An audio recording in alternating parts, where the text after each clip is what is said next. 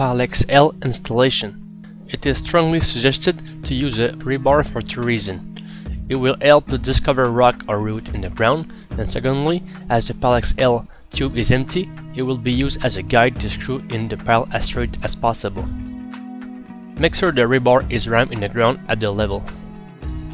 Then, push the Pylex-L into the ground to the cutting edge of the disc. Screw it in the soil by hand a few times to bury the disc, and use it as an auger to remove soil.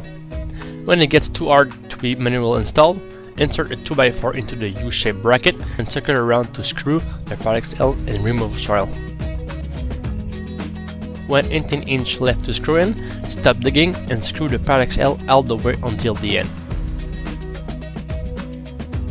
When the bottom of the U will be approximately 12 inches from the soil, hit it with a mass 3 or 4 good shots in the U-shaped bracket to check soil compaction. If the Pylex-L does sink by 4 inches or more, it is strongly suggested to unscrew the piles approximately 6 inches, hit with a mass 3 or 4 times to compact the soil, and then rescrew the Pylex-L until the U-shaped bracket will be at 12 inches above ground.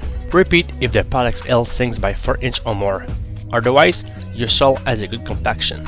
You can continue to screw until the bottom of the U-shaped bracket is 6 inches above soil. Make sure that the fins are parallel to the fence. Then again, hit with a mass 3-4 times inside the U to ensure optimal soil compaction below the disc. Once the Pylex-L is in place, bury the hole previously made and compact the soil around the Pylex-L. Insert the 4x4 in the U-shaped bracket and mark the hole's location. Using a 3/8 bit, drill 2 holes through the 4x4. Insert the 3/8 bolt throughout the post and secure them with the provided nut. Keep a distance of 3 to 5 inches between the other side of the U-shaped bracket and the ground. Sandy soil, leave 3 inches, and clay soil, leave 5 inches.